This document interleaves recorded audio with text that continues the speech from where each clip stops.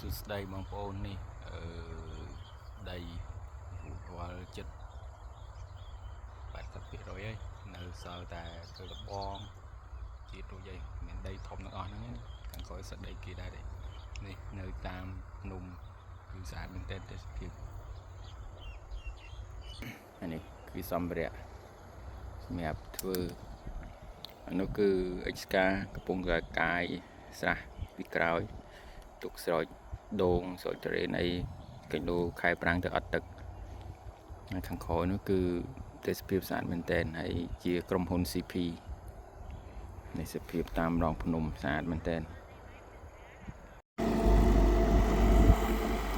នេះបងប្អូនគឺស្អាតមែនទែនហ្មងទេសភាពពេលព្រឹកចង់ធ្វើជាផ្ទះលំហែដែរតែប្រហែលជាមានលទ្ធភាពទេហើយបងប្អូនមើលឃើញនៅខាងក្រោយខៀវហ្នឹងគឺជាក្រុមហ៊ុនដែលដាំទុរេនសុទ្ធហ្មង